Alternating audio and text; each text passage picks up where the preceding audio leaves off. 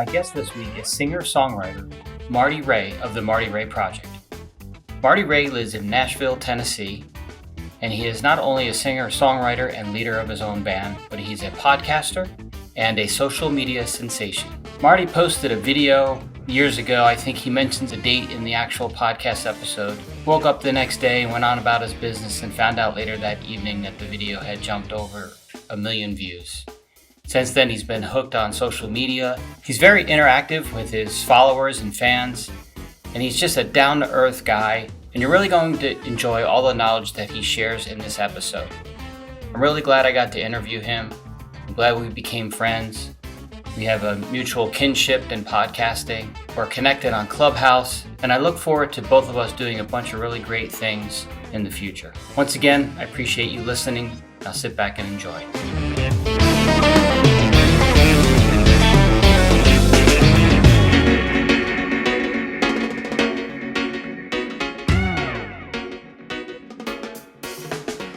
All right, I want to welcome my friend Marty Ray of the Marty Ray Project. I get to pick his brain not only on his entertainment and musical artistry, but I get to pick his brain about his own podcast, and I get to pick his brain even more importantly about his marketing skills, because he has amassed a huge following. So Marty, welcome, man. I'm so glad you could do this. Man, I'm honored that you would have me on your show, brother. No, this is exciting, man. So don't pick my brain too hard or you might get dumb. So I want to do a little, I want to start with sort of the backstory. If you can give us just how you got started, was it the music part first, whatever, you can just give us the whole thing. And then from there, I'm going to dig in on some of these subjects so that we can really bring some real knowledge to the audience when they get to listen to this. Well, I always tell people I came out of the womb singing, and that's the truth. I just always could do it. If I can do it now, I could always do it. I never learned how. You know what I mean? Yeah. So I don't even know if I do it right, but seems like a lot of people seem to like it. So that's good. It's good for me. And they say it's good for them. So that makes me happy. As far as what came first, podcast or music, you could say music came first. I started writing songs when I was 12, but as far as professionally, I had a podcast back in like 2007 when nobody knew what podcasts were. They got no respect. It was so hard to get a actual guest to come on the show back then because if it wasn't radio, they didn't want no part of it. So I actually named my podcast back then Nash Radio, so it would fool them into thinking it was a radio station. Wow! And I was actually successful at getting some high-fluting guests on there. I got a Darius Rucker; he was one of them on there. Wow! And I was at that time I had no fans, nobody. He was on there, gave me some of the greatest advice I've ever gotten at the end of that podcast. And I said, "What advice would you give an artist trying to be where you're at?" And I apply this to everything in my life, and I think everybody else should too. He said, just play. Don't just look at every opportunity as if it could be something big. It could be something that could change your life. It could change your career. And so that's what I do. I look at every situation and I go, even though they might, this person, that person, they might not be big yet, but who knows what tomorrow holds, you know? And I think that's how we're supposed to live, especially like me, because I'm a Christian, so I live breathing for others. That's my goal in life. I try my best to not be selfish, and I try to breathe for people that are all around me, you know, like you, Joe. I'm trying to breathe for you. So because that's what Jesus told us to do. So that's kind of where my life started, with a podcast, and I ended up doing a video. I wanted to learn how to make music videos. So I did a music video. I went and rented a camera, and the camera was a Blackmagic cinema camera. They just released these cameras, and I wanted to learn how to do a professional style music video. So I wrote this parody to All About That Bass, and it was called All About That Beard, believe it or not. I don't know where that came from. That's weird. You're right. Yeah, I'm still trying to remember how I came up with the beard thing, but anyway, we'll figure it out someday. I Yeah, don't know why the exactly. beard came. And no, so then I did this video, had no clue really what I was doing too much. And you could tell in the video, but I posted that video and it got 2 million views overnight. And Wow. I was like, man, I got to really be consistent now. Cause I told, for years I could sing. I thought I could sing, but I was mimicking other artists, and I would try my best to sound just like them, Boys to Men. For my first album, I only did country because people told me that's what I better do because I look like a country artist. Mm-hmm. So I said, all right, well, I'll call it country. But when the blues radio stations said my album was too country and the country radio station said it was too bluesy, then I wrote a song for my next album called Too Bluesy for Country, Too Country for Blues. And then I just said, forget it. I'm going to do what I want to do. And I'm going to release everything on an album at one time. And that's what I've been doing ever since. So I got on my last album, Mixed Emotions, I got EDM songs on there, like club music. It must be just the first couple videos that I clicked on. I just happened to click in the wrong spot or just. Well, you probably think, I understand. I ain't mad at nobody. You probably clicked on a couple of songs and thought, here it goes. You see the acoustic guitar, you see a big bearded, cornbread fed fella from the South, and you go, this must be country, because you might not listen to country, right? So a lot of these people, they don't listen to country music, but they see somebody like me and they go, I guess this is country. I kind of like this. Man, I didn't know I like country. I get that a lot. I get that comment a lot. They'll say, I didn't know I like country. And I'm like, you still don't know if you like country, to be honest, because this ain't really country. Right. I got nothing against country, right? When I was growing up, I hated country when I was a boy because my parents loved country. So I listened to R&B, and I grew up listening to gospel, like Shirley Caesar, Mahalia Jackson, Rance Allen, people like that. And then that turned into listening to R&B. Still listen to gospel to this day, though. R&B. Then I got into soul music. Then I got into blues music. Then at 12 years old, my mama took me to a Garth Brooks concert, and I saw him live at the Pyramid, Memphis, Tennessee. And I said, maybe I should give this a look. And I did. And I gave it a look, and I liked what I found. And because that was the first time that I'd heard music that was really telling stories, like actually telling, like if you listen to Thunder Rolls, have you ever heard Garth Brooks? No, yeah, but I don't know it well enough. If you mentioned a song, I'd be like, I don't. Have you? What do you listen to? What's your genre? I listen to everything because I own a booking agency in Phoenix here, so I have to book everything across the board. So I listen to everything. You listen to everything but Garth Brooks. I got it. No. I just wouldn't know his song if you named it. I think he's amazing. I think if that's your first exposure to country music, that was a hell of a way to see it because everyone It wasn't loves my first exposure. It was the first time because, like I said, my parents were always, my mom, not really my dad, but my mom. My dad was more into like Chicago and stuff, which I actually loved that back in the day. Still love Chicago. My daughter, who was 15, is a massive Chicago fan. That's her favorite band, believe it or not. Crazy. That's amazing. And I actually did a show with Bill Champlin, who was a member of Chicago, and he's the one that wrote "Hard for me to say I'm sorry. I just want you to stay." I'm singing right directly to you. That's weird, ain't it? No. Does that feel weird? No, not at all. Even though when you look, I hope this power doesn't go out from this ice. You see these lights blinking. Uh-oh. Shoot, man. Anyway, I'll try to sum this story up. This has been going on for too long. I'm a long-winded. I'm like an old Pentecostal preacher. You know what I mean? You got to start yawning or something. You got to start yawning and let me know. It's like if I don't hear any amens, I might go on forever. This is perfect. That's what I like. Real people, real conversation. That's all I know how to do. I call myself a conversationalist. I don't even know if that's a real word, but I call myself that.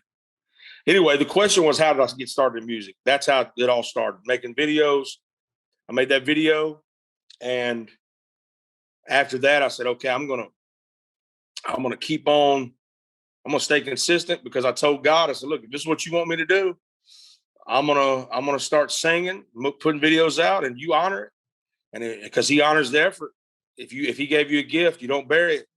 So I'm just gonna keep on doing the same thing I've been doing, putting out videos, and he seems to keep on honoring it. So that's kind of how it's going. That's cool. So I'm not even gonna, so I've already stepped on my toes a couple times in this conversation of saying things that aren't necessarily true. So what's the environment in Nashville musically? Is it still very heavy country, or is there a lot of different varieties? You know what's weird is I don't play in Nashville. I play, the people don't realize that I'm not really I'm not saying you, but people don't realize that I'm not a bar band, not against bar bands, but I could never do what they do. My hat's off to them. I got buddies. That's exactly what they've done for years. And those people play for 4 hours and go to another gig playing 4 hours. Mm-hmm. I can't do that. My voice wouldn't even hold up for that. I only know one way to sing. Like I said, I probably don't do it right. I just sing from the heart and I push notes out really hard. So I can give you 2 hours, maybe 3. That's why we mainly do private shows. So the main thing we do is private gigs. And I love doing private shows. I don't have to worry about getting people to buy tickets. So It's really nice. Yeah. But I have done festivals, and the festivals are really cool because it's a bunch of people gathering tickets. So it's just a very scary thing to not know what your fan base is in a collective area. Mm-hmm. If I always tell people, I say, if all my fans, I got like 1.3 million fans across the board. If every one of my fans were local in Nashville, I would probably never leave Nashville, because I would actually book a show throughout the year once a month. It would sell out. Yeah. And I would then, by the end of the year, I could start over again and service the same people that were serviced at the beginning of the year. Mm-hmm. You see what I'm saying? Yep. But unfortunately, fortunately, I always say unfortunately, fortunately, these fans are all across the world. Like, I got people that'll say, man, when you coming to Scotland, when you coming to Ireland, when you coming to Europe, when you coming to Australia, you got a big fan base here. And I don't know. I don't, it's scary to try to book something in another country and then think.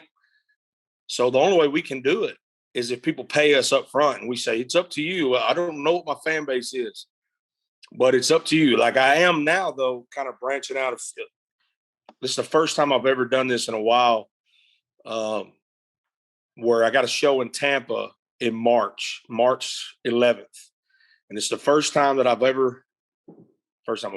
the first time in a long time that I've actually sold tickets to a show. So I'm terrified that I'm going to show up and there's going to be 5 people there. You know what I mean? And this place only holds 250 people. So, you just never know. You don't know what's going to happen, but we're going at it. Like I said, God honors effort, and I'm gonna put forth the effort, even if it's failing. You know who Timberland is? Do you mean the Boots? No, Timberland, the producer. I don't think so. Joe, I don't think you listen to everything. I think you storied me. Let me see what you listen to. I'm gonna pick out what you actually listen to on a daily basis right now. I'm gonna look at you. Let me see. I'm definitely getting. I know you like Chicago. I know. Yes. I know that's probably on a regular. So I'm thinking like soft rock. Huh? I do. I listen to everything. I mean, when I put on Alexa, I say Alexa, but I mean, I don't, all day I'm working, so I'm not listening to stuff and I'm not staying up with everything. I force Alexa to say, hey, play me the latest pop station, and she'll just play all these things or whatever. But I mean, I've played everything as a drummer. I've played everything. I've played for Jewish weddings and bat mitzvahs and bar mitzvahs, to playing a rock show at Whiskey A Go-Go in LA, to playing jazz, and then all the rest of the stuff. So what do they play? What kind of music they play at a Jewish bar mitzvah? Oh man, it's just that same beat. It's just like that. It's just like they're dancing. I mean, I played that beat for 45 minutes straight with a tux on, and I had to peel the coat off me. It was just crazy. Wow. So it's like, so they don't have like different varieties of music at these things. It's just it's almost like, I don't know what it is, but it reminds me, when you were doing that, it reminded me of It's like a polka groove, kind of. Yeah, like a polka song, like Yeah. and Yep. then people dancing and holding their arms and dancing. Yep. Is that kind of what it's like? So the one I haven't done a bunch of them, but the one that I did was 45 minutes of that. And it was all of the different relatives dancing, and then they lift them up on the chair and they do. So literally for 45 minutes, the MD turned around to me and said, just play this groove and do not stop till I tell you. Golly, I hope you got paid well. It was a struggle, trust me, but it was cool. Man. It was fine. So funny part about bringing up polka is when I interviewed Darius Rucker, we just talked about that. One of the things we ended with, I said we need to write what song, because that was right when he had went from a hootie in the Blowfish to going into country music. Yeah. And I said, what other genres you trying to write? He said, man, I'll do anything, man. I said, all right, me and you, polka. We're doing a polka song together. And then he laughed. He said, let's do it, man. Never did it. Matter of fact, I had Darius's number in my phone for years. And I tried to call him the other day out of the blue to try to get him on this new podcast. Mm-hmm. And the number had changed. So I was like, oh, crap. Wow. So, yeah. So 2007, you're a podcast pioneer, right? You come out with one. And what was the theme behind it? Was it just all musical artists? No, it was actually the same exact setup as I have now, because I love having interesting people on, but the interesting people usually are in entertainment. Not always, but they're usually in entertainment, meaning any realm of entertainment. That could be boxing, that could be MMA, that could be sports, could be wrestling, it could be comedy, it could be music, it could be acting. We've had all that on this show now that we started. We just had Bert Kreischer on last episode, and before that it was a food review episode we did with just me, Chris Wallen, and Jared Callen, my buddies. We love food. I don't know if you can tell or not, but I kind of like food a little bit. I know I don't look like it, but I do like food. And before that, it was, I don't remember who was before that, but it was like Daryl Worley, some country artists that you probably don't know because you don't listen to country. Right. We actually also had Vanilla Ice on. Oh, I saw that. Now I saw that picture of you and him. So that was cool. How was that interview? Cool. Oh, it was great. We were already buddies though. Okay. Before then. So it was essentially, that's usually how I try to make it, even if I don't know the person. Like if you go listen to me and Bert talk, you will think that we have known each other for a lifetime, but we really haven't. And I didn't know him other than just being a fan. And I just sent him a message. Here's where he made his mistake. And I told him this. I was always commenting funny things on his Instagram post. And one of them he liked and laughed at. And he followed me. And I said, that's where you made your mistake, because you followed me. Right. I said, when you followed me, I was already following you. So as soon as you followed me, I said, well, now he's going to see these messages I'm about to send. Right. So I sent a message. I said, hey, big fan, yada, yada, yada. And it's the truth. And I said, I'd love to have you on my podcast. And because, he's an actual podcast. That dude makes more money podcasting than he does doing a TV show. So you're talking about a pioneer, and he's an actual pioneer in podcasting. But anyway, so I'm sending these messages. When I sent that message, he goes, yeah, I'd love to. And I said, all right, well, how about this month, such and such day? He goes, we're going to make it happen. I said, all right. So we get closer to that day, and I say, how about it? No response. And I sent him the next week. I said, how about it? We're coming up on it. And then this just went on. Then there would be times when it would be a long gap of me. Every month I would send him a message. I would say, hey, you said you'd be on. I love you. Let's do it. Let's make it happen. So, and then I started going, hey, this is a game at this point now. And I told him, I said, because this went on for a year. Now, keep in mind, this went on for a whole year. Wow. Me sending a message to his DMs. And I started saying, this is not going to stop until you either say yes, no, or block me, or you're on my show. One or the other. And I said, I still love you regardless, but this ain't gonna stop. So then the next month I was like, here's your monthly Marty message. And he every now and then he would put LMAO every now and then. And so eventually we finally got him he finally sent me his phone number. But what I had to do though, at the very last, I actually sent him a list of people we had on to kind of show him, listen, I've had famous people on my show. Like, in case you're wondering, I've had famous people. We didn't just start. We've been doing this for a while. We know what we're doing. I don't think you're going to waste your time. If nothing else, you'll have a good time. And so that's when he sent me his phone number. And I said, well, it's definitely going to happen now because I got your phone number. And and so it happened. And it was great. But if you listen to it, anybody else, it's on the Marty Ray Project chats. I should say that probably. That's the name of the podcast, the Marty Ray Project chats. Okay. If you listen to that, you're going to think, and it's funny because I told him, I said, read some of those messages that I sent you. And he read some on the show, and he read most of them. And we were busting out laughing because it's the funniest thing ever.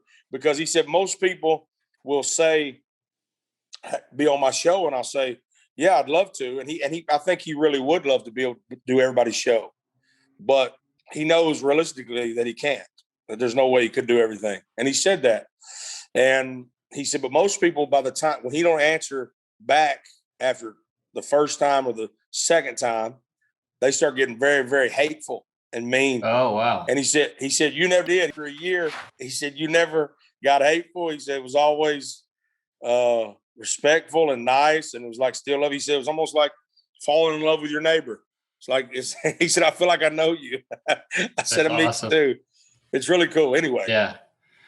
I don't know if I answered your question. Yeah, no. So what happened with the first podcast? When did that actually end and go away at some point? Yeah, because the podcast, I don't want to do a podcast by myself.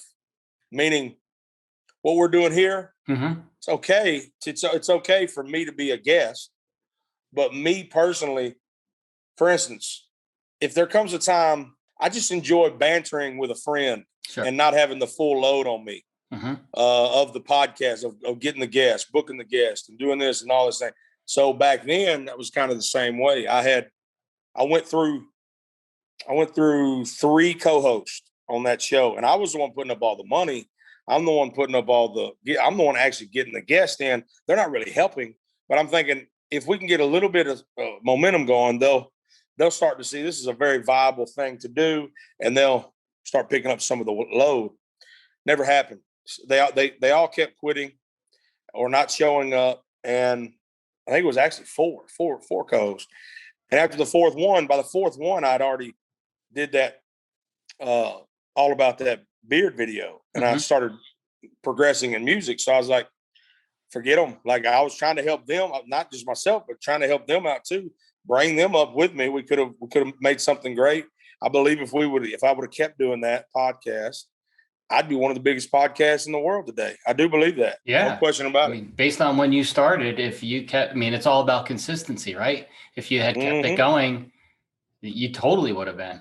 I have no doubts in my mind, but God had other plans, because had that podcast blew up, that's all I would have done. I never would have pushed music too hard. I'll be honest with you. Because my dream, even from childhood, my dream has always been to have my own talk show.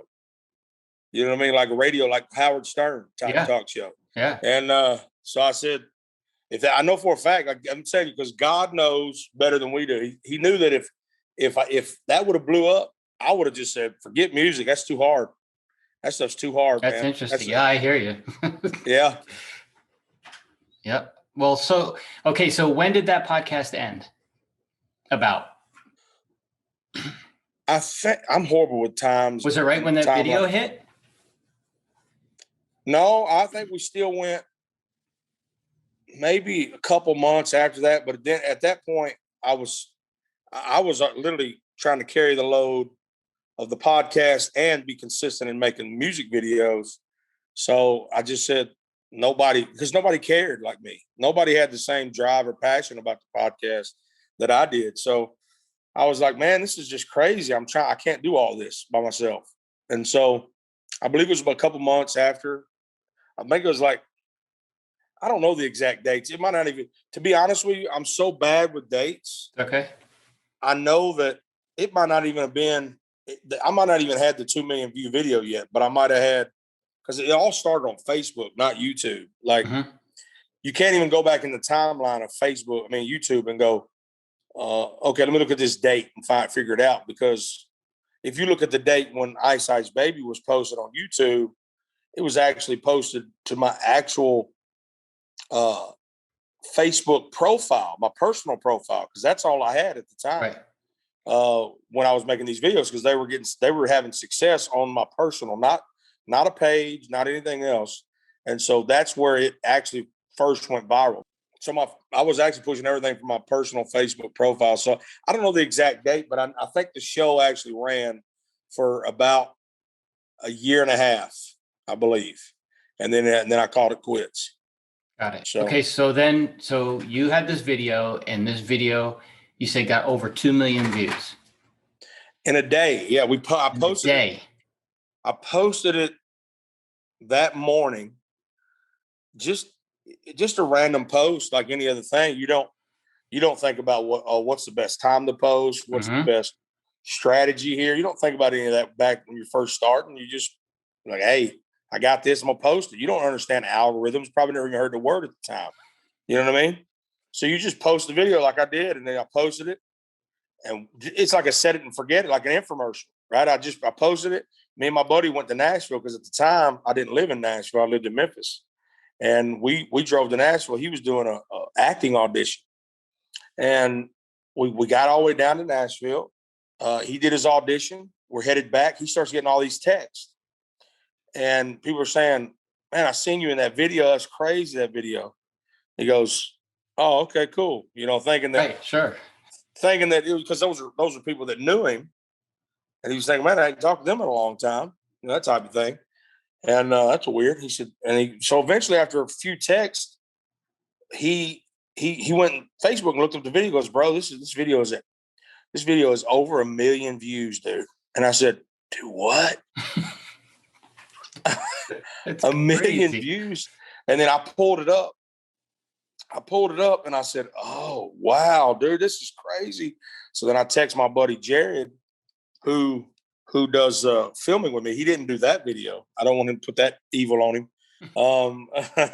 because he was definitely way more prolific at it than me at that time, way before me.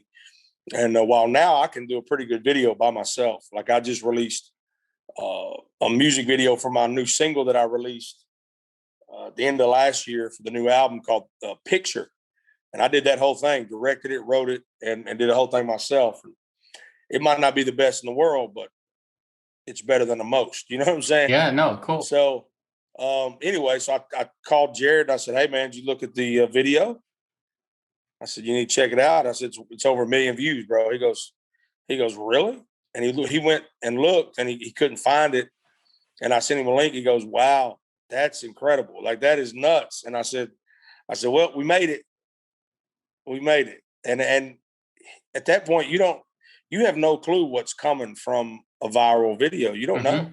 Right. And I didn't really make it from that video, but that was a start. Sure. You can have a viral video right now and never yield any kind of profit from it or anything like that, But it's what you do after that viral video that makes you profitable. You said marketing. Well, that's a marketing tip for anybody listening. Don't focus on your first viral video. Focus on the plan after that first viral video, because that viral video, if you stay consistent and you're getting better and better, it will come. No matter what, it will come.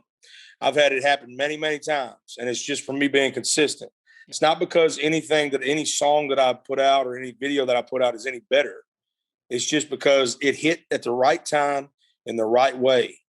And it was, what did I do after that? Every time a video goes viral, you have to have a plan to capitalize on that wave, because that wave is going to be like here and it's going to come down. It happens all the time.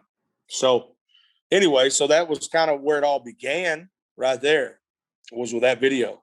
And then I was trying to be consistent because I'm sure you want to talk about the Vanilla Ice. So I'll kind of sum up how that happened. So then I was posting videos, trying to be consistent. And then I missed 2 weeks of posting on this was still on my original Facebook profile. Not even on YouTube this time yet. not even on, I mean, I don't even remember if I had the YouTube set up yet. I don't remember if I had it set up yet. But I think I might have set the channel up after the All About That Beard. I really do. I think I might have done it, but I didn't post anything there besides some old concert videos originally. I believe that's what happened. And that was a little while after, because I didn't even think about it. I don't know why, but I thought, well, man, I'm trying to do this on Facebook is where it's at right now. That's why I was like, I won't focus on nothing else. I was like, Facebook, personal profile. These are all hit. They all had, every video I posted seemed to have had tens of thousands of views, which was crazy to me at the time. And I was like, this is great. I got a 2 million view video, 2 million plus view video. And I got some with 100,000, some with 200, some with 10, some with 20. It was a good time. And then I didn't even realize I had set up a Facebook page, Marty Ray Project, and I didn't ever check it though. I never checked it.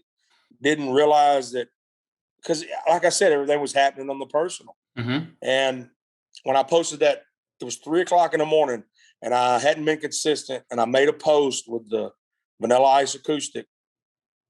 And I said, in that post, I said, listen, I'm sorry, I missed a couple weeks. I don't know if anybody's going to care about this or not, but here's the way I've been doing Ice Ice Baby. I hope y'all like it. If you do, great.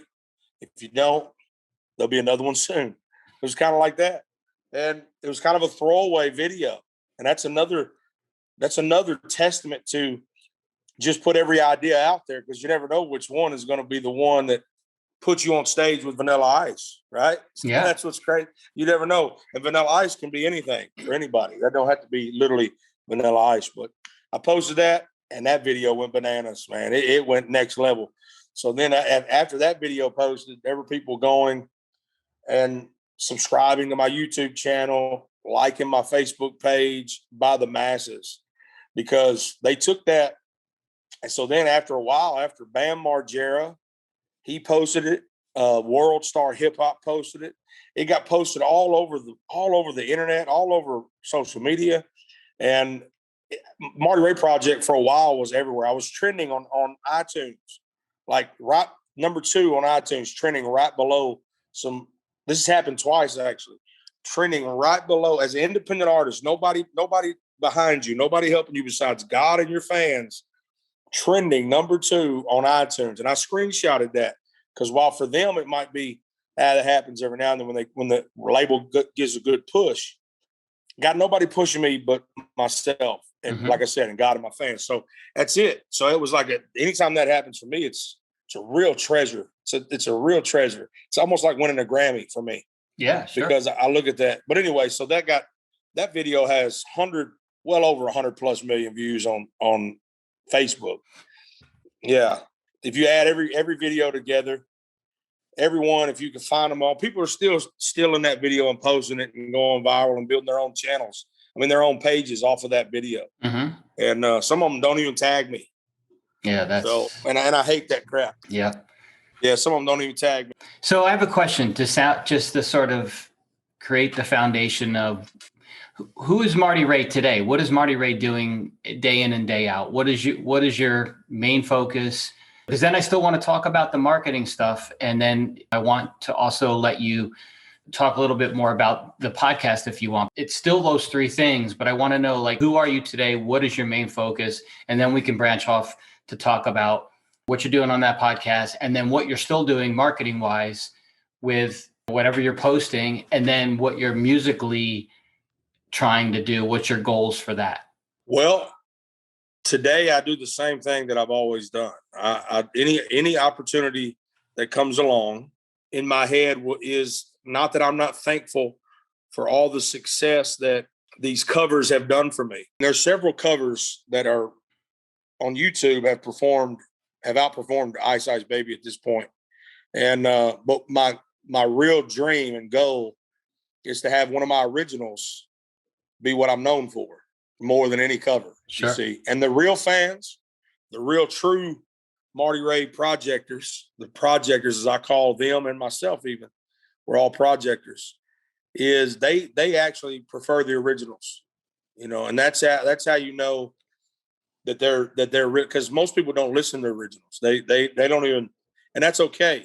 That's fine. I need those people too, because, and I'm thankful for them. And I've had people say that certain songs have saved their life that aren't my originals. So I have no animosity towards the covers. I'm just saying my goal is to be known by my own music at some point. And if that never happens, it never happens. It was still a good life. It was a good career. So that's cool. So your main focuses are on the podcast, the new podcast. What is the name? The Marty Ray Project Chats. Perfect. Okay. And then writing music and performing is the other piece of what you're doing. Right. Okay. And when you perform, it's mostly for private events or corporate events. You're not doing this out in Nashville at the bar scene or things like that. No. But I do respect those guys. I don't want nobody to listen to this and think Marty's bad talking people that go to the bars, because that's not that play in the bars, because that's not me. Some of my closest friends do that. Matter of fact, the guy that plays with me most of the time, CJ Wilder, that's what his whole career has been. And but I'm not against that. I just can't do it. My hat's off to them though. I just cannot do that. Yeah, I've seen it where I was in Austin visiting, and I spent a week there with just being able to go see music all the time. And I would literally see the same guy 3 times in one day. I'd see him like at 11 o'clock set somewhere, and then later on at a dinner time, and then later on at night at one of the other late clubs. It was insane. Really, especially if you're a singer. Yep. Like if you're playing, it's not as bad. But if you're singing and you're singing 8 hours, and you're really giving it all you got, but most of them, I'll be honest, most of them ain't giving it all they got every time. Right. Because when you look into a bar, another thing I hate about bars, and I'm not saying I haven't played a bar, I have, and I will play a bar if they pay me to play that bar. You see what I'm saying? Right. Yeah.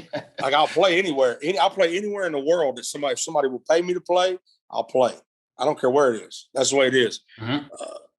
But they're gonna have to pay for me to come out there and play. I'm not gonna come out there and hope that I get money. And I'm not gonna come out there and play for $250 or $300. Not gonna happen, because the difference is, I'm not knocking people that do that either. I'm just saying the difference is I'd be better off posting a YouTube video, because that video might go viral. I'll make way more than that off of just doing that YouTube video. So, or pushing a podcast or doing a private show, or, it's just, there's a myriad of things that I could do rather than play a show for $300. And I think everybody only has so much life in their vocals if they're a singer. Yep. I don't think they last forever. If you really sing with heart and soul, I don't believe it goes forever. I believe that because you get old, people get old. So I don't want to waste my, I hate to say it this way, but I don't want to waste the life of my vocals on shows that are people in a bar that are not even listening to me. You know what I'm saying? I totally get it. Like they're not even listening most of the time. They're in there, they're drinking and they're partying and they're looking at each other. They didn't come there for me. They're just at the bar. It's different though when they come for you. I did a show in Nashville at Kimbrough's, and we actually sold tickets to the show. That was a bar, but all these people came to see me. So we were all in this room, just packed in this room, but there wasn't anybody blabbering back and forth, and they were drinking, but they weren't talking because they were there to see me because they were fans. But if you go into a random place and just start singing, they don't care. They don't care who you are. Yep. And that stuff kind of bothers me. And I don't know how people do it. I really don't. I don't know how my buddy like Chris Schrader, he does it all the time. And you just get no feedback. Yeah. It's almost like you're playing for nothing. It's like they might as well be playing music on a jukebox. Yeah. And I don't like that. Yeah. I'm sorry. I just don't like it. I get it. So let's talk real quick. I don't want to hold you past. Oh, you're good. We're close, but I don't want to hold you. I don't want your phone to run out. I don't want your electric to go. So Yeah, I know. So here's the question. So we got the podcast where you originated from with that, and then the new one. We have the music stuff that you're writing and you're performing, covers and doing your original stuff. Talk to me about the marketing. What all of that, is that you doing whatever marketing that takes place currently? That's all me. Unfortunately, that's So it's all all me. social media, all the stuff that you're doing on YouTube, Facebook. Are you doing Instagram and Twitter? And are you doing any funny TikTok videos or any sort of stuff on TikTok? I'm everywhere. Anywhere there's an eyeball or an Okay. ear, Marty Ray Project's there, and it's always the same at Marty Ray Project everywhere. But yeah, I'm always at this point in my career. I know the game, so I have to. As far as when I say I know the game, I know that I have to be consistent on every platform. Mm-hmm. Now, I also know that you never want to post the same content the same day to every platform across the board. And I also know you don't want to use a posting service to post across the board either, because their algorithms don't like that. So I kind of know a few things at this point about the algorithms. I do know now that by answering your comments, it helps your algorithm. It calls you a conversation starter in the algorithm, keeping people on the platform. I don't encourage people to answer comments because of that reason. I encourage people to answer comments because they should be answering these people that care about them. I love that, man. Yeah. I love that. That's the authenticity that is winning you over, because you can just tell that's what it's about for you.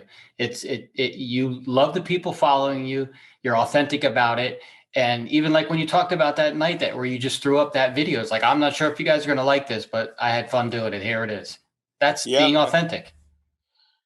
That's all. It's really the only way I know to be. And I think people know that I got nothing to hide, that I'm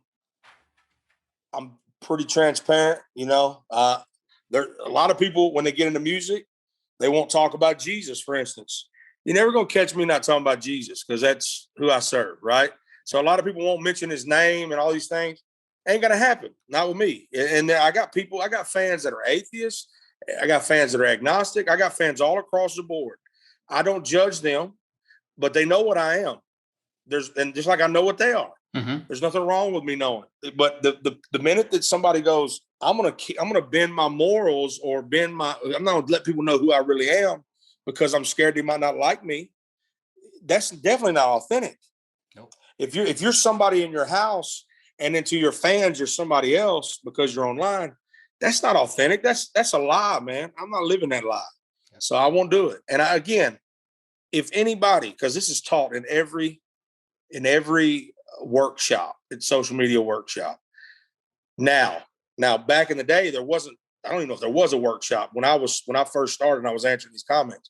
Now they will tell you, be sure you're answering your comments. Take time out of the day, answer your comments. That's going to boost you in the algorithm. And I'm sitting there thinking, how dare any of these people answer a comment because it's boosting their algorithm rank? Because I wish that anybody that was doing that had that mindset. I wish God would go, okay, you're not getting no more comments until you learn to appreciate that people are taking the time to actually comment on your video because they like it. And I actually comment to the people that don't like it, right? I say, hey, God bless you. I still love you. Thanks for listening. Maybe we can get you on the next one. And that's the truth. That's awesome. And then most of the time they go, oh, man, I never thought you'd see that. I'm sorry, man. I really do like it. I'm like, no. And you're like, well, why are you bashing it then? I don't understand. Right. It's okay if you don't like it. I'm not trying to make you like it if you don't. But if you really do like it, but you said you didn't, what the heck are you doing? What's the point? Yeah. Because there's many, many times where, especially on YouTube is it's a violent place in the comments sometimes. Mm-hmm. Now, not necessarily in my comments. Like I've been blessed with mainly 90% positive comments, but there's a few times when people will say things like, just horrible things. And I will comment back and I say, hey man, I appreciate you stopping by. I love you. And I don't know what you're dealing with right now. You're probably dealing with something, but you're not going to hurt my feelings. God bless you. And I pray that your life gets better. But I will say at the end of that, I say, listen, I want to just pose something to you. Somebody like me, I got the thickest skin you could ever have. I said, but there's a lot of young people on this app, on this website, on YouTube, that are really putting themselves out there. And if you go to their page or their channel and you leave a comment like that, you very well could be the final straw that pushes them to a place they shouldn't go. I said, be mindful that life and death is in your tongue. It's not just words that people ain't reading. Life and death is in it. So I have told people that many times. Man, that's powerful. That's really cool. That's scripture. It ain't me. I can't take credit. That's what the Bible says.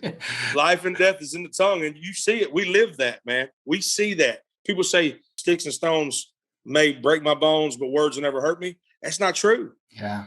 You'd rather be hit by a stick than these words, man, because this up here, this right here is forever. Those sticks that you might break a bone and it heals. This right here can never heal if somebody don't let it. You know what I mean? So anyway, I ain't trying to preach. I told you I'm like a preacher. You got to yawn or something.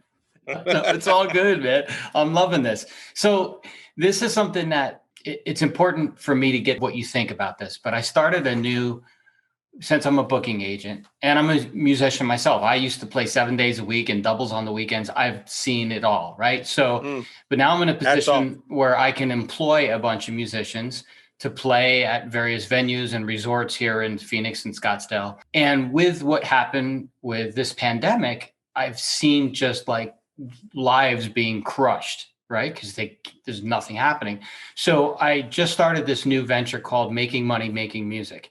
And the whole goal behind it is just to educate anybody. And it's not just musicians. It could be a sound engineer, a producer, a songwriter, a lyricist. I don't care. Anybody that's in this entertainment realm that we're in, to learn to diversify what they offer, that they have more than one talent. And that talent could be used to generate revenue. And whether they're on YouTube teaching someone else how they book their band, or how they write a song, or how they figure out what a lyric would go well with a song. I don't care what it is, or how you mixed this particular album. Show me how you got those sounds. What mic do you use on the kick drum? Whatever. But my goal behind it was to try to educate as many people that are willing to watch and listen to either the webinars or the master classes or the video, whatever, it doesn't matter. What have you been doing to sustain yourself during this time with, the pandemic being around? Well, fortunately for me, and I know what you're talking about, there's a lot of people. It's sad to see these musicians that a lot of them have just given up. But fortunately for me, my whole career is only a career because of online. So since I was blessed online first and not offline first, I was already geared toward that. And I was already making money in that realm. So where I'm not saying I didn't suffer, but it was very minuscule what I saw, the financial things that I suffered, because as I said, I've only ever really done private shows, and the bulk of my money came from, and still comes from music sales, streams, and YouTube, and now Facebook. So the only thing that I did differently was instead of doing, because I never have done like a live concert, full on concert online. So the real thing this is a word that are you on Clubhouse? I am. Yeah, we need to follow each other on Clubhouse, but This is a word they throw around so often, but it's a good word, but it's so overused on there. I would never say it on Clubhouse, but I'm going to say it here. I pivoted, right? You heard that on Clubhouse, right? Pivot. I'm guilty of saying it. I sometimes it's the only word I can think of. Every time I hear it, I go, yeah, on Clubhouse. But outside of Clubhouse, it sounds better. But it's like everybody on Clubhouse is they're saying it because everybody's saying it. So it's just weird. So I never say it on Clubhouse, but it's a real word, and it's a really good thing that people need to learn to do. Is they need to learn how to adjust. So I adjusted slightly my strategy to where when I wasn't able to do private shows and things like that, I started doing full on live concerts and getting donations. So with putting my Venmo and my PayPal and Cash App, stuff like that. And to be honest, some of those shows just killed it, man. I mean, really killed it as far as financially. I still want to do that very same thing. We were doing one a month every month, but I haven't done one in I think 3 months now. I'm really due for one, but probably won't have one. I'm trying to get the show at Tampa. Mm-hmm. Trying to figure out how to make that one as well, so I can kind of double dip. Yep. And do a show for my online fans and for people in person. I think that'd be really cool if I could figure that out. But if not, it is what it is. But that's kind of that was the biggest drastic change that I made, was actually doing full on live shows, even some with live bands online. And I would encourage everybody that's in music and any part of music to embrace social media with everything. It don't matter which one. Start with just one, but be everywhere. Be available everywhere, but start with just one where you're putting time and effort into it weekly. And I would say everybody should start with TikTok, if you want to know my suggestion, because TikTok is anybody and everybody can go viral on TikTok. You don't have to have followers. You don't have to have anything. You can go viral from a video and have no followers. Yep. So I would suggest everybody utilize that while you can. So, and Clubhouse. If you're able to get on Clubhouse, I've made some phenomenal connections on Clubhouse. You wouldn't believe. I mean, I just did a room. We did a room welcoming. I brought a Vanilla Ice onto the app, and I did a welcome Vanilla Ice to Clubhouse room, and it got like almost 3,000 people in that room. Wow, because of him, not because of me, but it was just crazy how many people were sitting there listening to us have a conversation, just like this one. Yep. So that's really the only thing I can think of that really changed for me. Okay, cool. So you did have the advantage because you were hip to the whole online thing, and that's how you had started. That's where you found a lot of success. And when this happened, you didn't have to change much about what you were doing.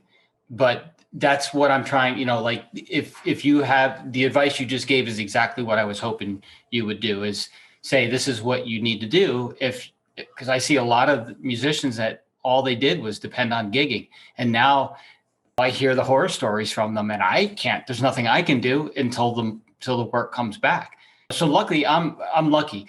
5 of my resorts have come back. So I'm now giving a lot of work out, but I have more musicians than I have work for. So like everyone gets like 1 or 2 dates a month, where before I had all the corporate stuff and I had so much work, I was looking for people. So right. I'm glad you brought that up about, getting active on social. And on Clubhouse, I've heard it more times than I can even count, that every expert on there kept saying TikTok is the place to start. It is. I'm up to almost 300,000 followers there. And I don't know how long I've been on there, but I haven't been on there too terribly long. Maybe it has been a while. Like I said, I'm horrible with timelines, but just being consistent. If you just post consistently on there, hashtags, no hashtags, trends, no trends, you just never know. You never know what anything could really go viral on TikTok. It's kind of like the Wild West out there. Just start shooting. Yep. Start shooting and see what happens. Yep. All right. Now you say how did you pivot? Well, I was lucky that I had such a great year in 2019 that I had a bunch of money put away that I could just sustain myself off of what I saved. And then for me, as weird as this might sound, when the pandemic hit, I needed the break. I had been going so hard. So I had always wanted to start a podcast, and literally I started it like the moment the world went silent. I was like, okay, now I have a chance. So I'm going to start my podcast. And then my partner, Joe Ellen, and we've been together for 20 years. We started a YouTube channel, and we just did whatever we felt like doing. And all our recent episodes was a 28-day trip that we took from here going to Hilton Head and then renting a car in Hilton Head and going down to the Florida Keys. And so I literally every day filmed all of that. We post that up on the channel, but we talk about whatever, and it's fun, and I enjoy it. And so that all held me over until things started coming back. And now business is back again for me, except for the corporate and private events. So I'm in good shape, but I like, my goal with making money, making music is to really help the community, because I just see the devastation that's happened. So I'm trying to figure out how to do these webinars and master classes and things, and just get the word out, saying it's all about diversifying your offerings. And you have to know that you have more than just one talent of just going out and performing. You could write songs, you could write lyrics, you could write charts for people that don't know how to write charts. I'm trying to say, here's all the ideas. Pick one or two and run with them. So, yeah. And then what's funny is for years I was telling my buddies, CJ and Chris Schrader and all these guys that I knew, man, y'all should be on YouTube. You should be on YouTube. You should be on Facebook posting every week. They know a plethora of songs, way more than I do. And they're way more talented than I am playing the music. I have to really sit down and learn music before I can even post a video on my own. So, and then I might have to do several videos because I miss a chord or something. And they don't have to go through that. They know all these songs because they've been playing for years. But I just tell them all the time, so you're just wasting opportunities. Every song you play live, just post it, do a video, post it on YouTube every week. Make several. Like sometimes I'll make 5 videos in a day, and then but I don't release them all at the same time. I release them weekly. So they never did do it. And then now, and I'm not saying that to rub it in their face, but I'm saying now they playing catch have regret Yep. that they didn't start doing it then. Mm-hmm. Because then now you're playing catch up. Now everybody's there. Now everybody was already there. Now everybody's there. You know what I mean? Because everybody was already there. It was already a flooded market on social media. Mm-hmm. But now everybody's there. Yep. So I think if somebody, as things open back up, I think hopefully it makes people, I hope it makes these musicians go, look, while everybody else is now forgetting about online again, I'm not going to. Yeah, I'm not going to forget about it. I'm going to stay doing this and the other, so that they have, because diversification is the key. Just like you said, that's the key for every successful person. The eggs ain't in one basket. Yep. They're all over the place, multiple streams. Yep. So you're right. So if you're booking, you're talking to somebody who needs a show wherever you're at. So let me know when you get a show that you need somebody to come in and play. You got it. I'd love to have you. I get asked all the Whenever time. you're ready. Yep. Perfect. All right, my friend. Well, is there anything else that I missed that you want to talk about before I let you go?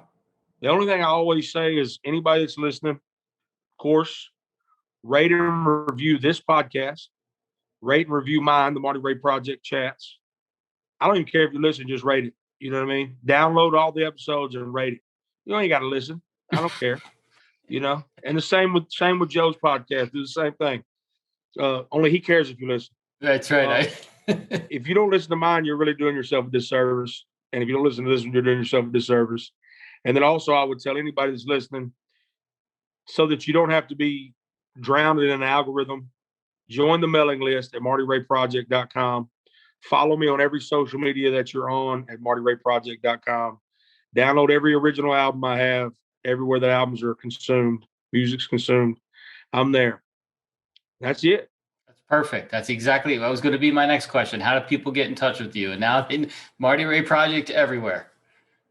Everywhere you can think of, it's at Marty Ray Project. Awesome.